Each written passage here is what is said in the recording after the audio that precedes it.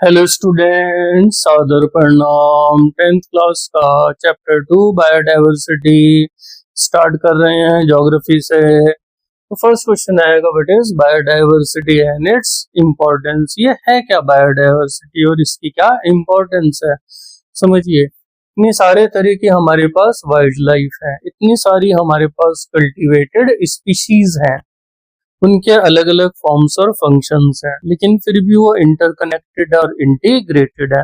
जैसे कहीं ना कहीं हम प्लांट्स पर निर्भर हैं और प्लांट्स हमारे ऊपर निर्भर हैं। हम एक दूसरे के ऊपर पूरी तरह से डिपेंडेंट हैं, अगर आपने फूड चेन या फूड वेब पढ़ा हो साइंस में।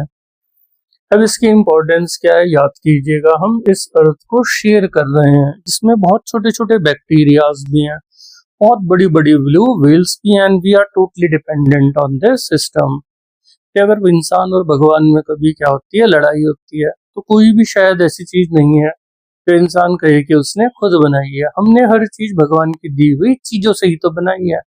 हम धरती को शेयर कर रहे हैं, हम सब मिलकर एक बड़ा इकोलॉजिकल वेब बनाते हैं, and we are dependent on this particular system.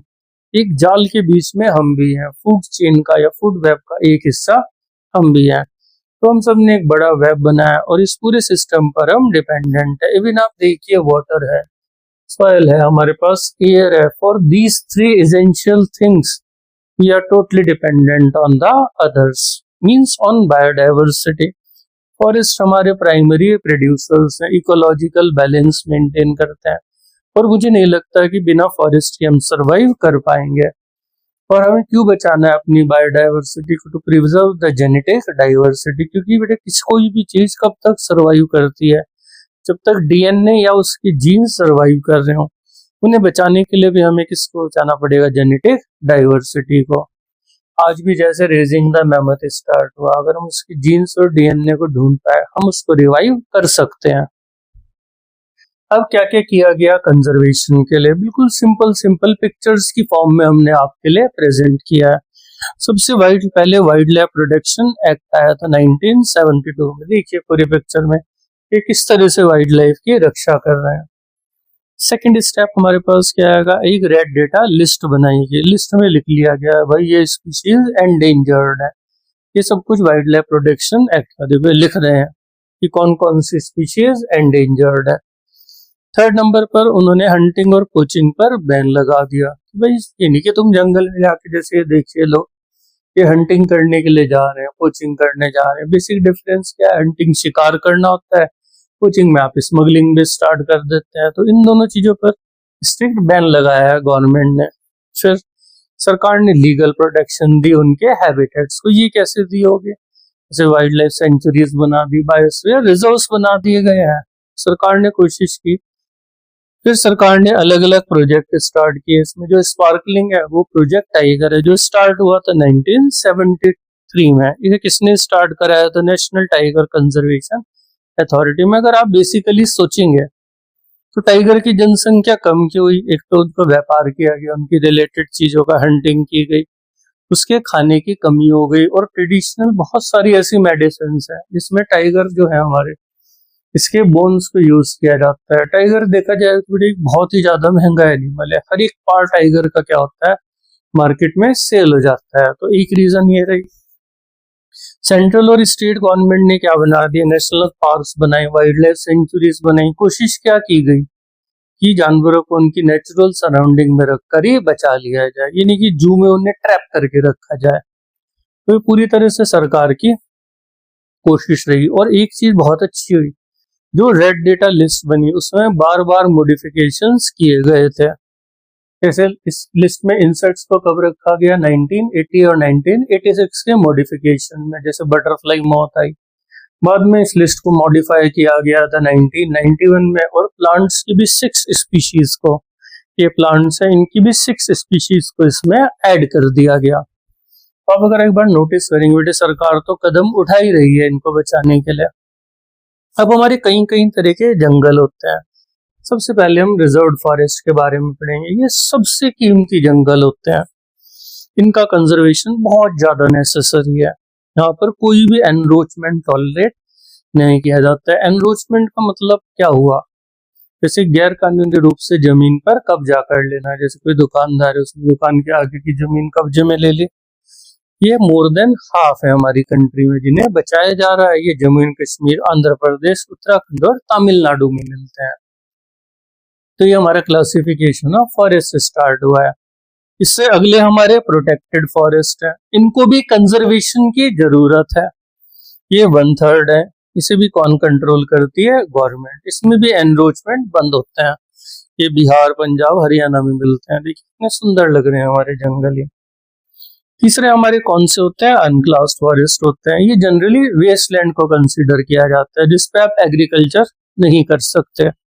ये गवर्नमेंट और कम्युनिटीज दोनों ही कंट्रोल कर लेते हैं। इसमें कोई भी आपके पास बैरियर्स नहीं होते।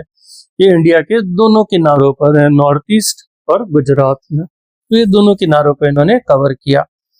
2 1 मार्क से क्वेश्चन भी साथ में याद कीजिएगा। जो ये हमारे प्रिजर्व्ड और प्रोटेक्टेड है, इन्हें परमानेंट भी बोलते हैं, दोनों को मिलाकर। और इंडिया में सबसे ज्यादा जंगल मध्य प्रदेश में, 75% एरिया वहां का किससे कवर है? फॉरेस्ट से। अब आएगा कम्युनिटीज कैसे जंगलों की रक्षा कर रही हैं। भाई अब कम्युनिटीज ने कोशिश क्या करी कि हम खुद अपने जंगलों की रक्षा करें। जैसे सरिस्का हमारा कहाँ पर है? राजस्थान में, फेमस भी अपने टाइगर रिजर्व के लिए। यहाँ पर विलेजर्स ने माइनिंग के खिलाफ लड़ाई शुरू कर दी। कौन से कानून का यूज किया? Wild life protection act. और उन्होंने सरकार से क्या कहा? आप इंटरफियर मत करें, हम अपने फॉरेस्ट खुद बचाएंगे। उन्होंने गवर्नमेंट का इन्वॉल्वमेंट मना कर दिया। अगला हमारे पास अलवर डिस्ट्रिक्ट कहाँ पर है? राजस्थान में। इन्होंने 1200 हेक्टेयर जो इनकी जमीन थी उसको भैरव देव दक्कड़ सेंचुरी का नाम दिया। अपने रूल्स और रेगुलेशन बना दी और हंटिंग पोचिंग पूरी तरह से बैन करा दी। मतलब कोशिश क्या कर रहे हैं ये लोग कि सरकार का इंटरफियरेंस कम रहे, अपने काम की जिम्मेदारी हम खुद उठाएं। फिर हमारे पास तीसरा स्टेप जब देखेंगे तो एक बहुत ही अच्छा मूवमेंट स्टार्ट हुआ था, चिपको मूवमेंट स्टार्ट हुआ। ये कम्युनिटी लेड इनिशिएटिव था, 1970 में चमोली हिमालयाज में स्टार्ट हुआ। और इसका क्या असर था? एनवायरनमेंट के ऊपर एक बहुत ही ज्यादा पॉजिटिव असर पड़ा और इसने कैटलिस्ट का काम किया था पॉजिटिव चेंज में। जैसे आप जानते होंगे रिएक्शंस में कैटलिस्ट क्या है? तो रिएक्शन को फास्ट कर दे। इसने भी बहुत तेजी से हमारा अप्रोच किसकी तरफ बढ़ाई? जंगल बचाने की तरफ। ये लिखिएगा। हमारे देश में नवधन्य मूवमेंट चला, इसमें उन्होंने ऑर्गेनिक फार्मिंग को बढ़ावा दिया। ये पूरे इंडिया में चलाया गया। आप भी जानते होंगे बेटे आजकल हर चीज में फर्टिलाइजर, इंसेक्टिसाइड्स आ रहे हैं। अब कोशिश दोबारा से हमारी अप्रोच ऑर्गेनिक चीजों की तरफ हो रही है। इनिशिएट किसने किया था? डॉक्टर वंदना शिवा ने। जो अगला मूवमेंट है वो बहुत ज़्यादा इम्पोर्टेंट है, वो बीज बचाओ आंदोलन है। इसमें उन्होंने कोशिश किया कि हम जो इंडिजिनस सीड्स हैं पुराने प्रिमिटिव, उनसे ज़्यादा प्रोडक्शन लें। सब जानते होंगे बेटे HYV सीड्स ज़्यादा पानी यूज़ करते हैं, ज़्यादा फर्टिलाइजर्स का। इसमें सस्टेनेबल एग्रीकल्चर प्रैक्टिसेस को ये परफॉर्म करने की कोशिश की गई और हमने किसानों को भी क्या किया? एजुकेट किया अबाउट दिस प्रॉब्लम। तो ये हमारा कौन सा मूवमेंट है? बीज बचाओ। और जो इसमें स्पार्कलिंग कहलाएगा वो हमारा कौन सा हो जाएगा? जॉइंट फॉरेस्ट मैनेजमेंट कहलाता है। इसमें उन्होंने क्या किया? जंगली लोगों को जंगल में रखकर उन्हें कहा कि आप जंगल बचाएंगे। बदले में उनको क्या किया? बेनिफिट शेयरिंग की, टिम्बर दे दी गई, इन लोगों को नॉन टिम्बर प्रोडक्ट्स दिए गए। इसमें रिस्टोरेशन किस चीज का किया गया? डिग्रेडेड फॉरेस्ट का किया गया। और लोकल लेवल के उनके जंगली लोगों के क्या बना दिए गए? इंस्टीट्यूशंस बनाए गए। पहला प्रोग्राम उड़ीसा में स्टार्ट हुआ था 1988 में। तो सबसे इनोवेटिव स्टेप इसमें 2 माने जाते हैं, एक तो चिपको और एक हमारा जॉइंट फॉरेस्ट मैनेजमेंट। फिर कुछ हमारे सेग्रेड ग्रुप्स कहलाते हैं। ये किसके जंगल होते हैं? देवी देवताओं के जंगल होते हैं। इनका बहुत अहम रोल किसमें आता है? बायोडाइवर्सिटी में। और ये कल्चरल एनवायरनमेंट इम्पैक्ट के लिए माने जाते हैं। सांस्कृतिक तौर पर आपने देखा होगा सभी धर्मों में काफ़ी क्या कहा जाता है कि आप अपनी प्रकृति की जरूर रक्षा करें। फिर हमारे पास लास्ट में जो ये हमारे एक बॉक्स में दे रखा था, मुंडाज और संथल जो छोटा नागपुर के हैं वो कदम्बा और महुआ की पूजा करते हैं। ठीक बेटे, हमारे में नेचर वर्शिप कितना चला है। हर चीज़ को क्या माना गया? Related to god. Orissa Bihar में मैंगोर पीपल की पूजा की जाती है, आम पीपल, इनको भी इम्पोर्टेंस मिली। और जो बिश्नोई विलेज है यहाँ पर हमारे पास ब्लैक बक, पीकॉक, नीलगाय क्या माने जाते हैं? Integral part of the village life. यानी ये भी अहम हिस्सा है। तो हमने कोशिश क्या की कि सारा चैप्टर आपको जल्दी से कवर करा दें। अगर थोड़ा सा अच्छा लगा हो तो हमें थोड़ा प्रोत्साहन दें। Thank you very much.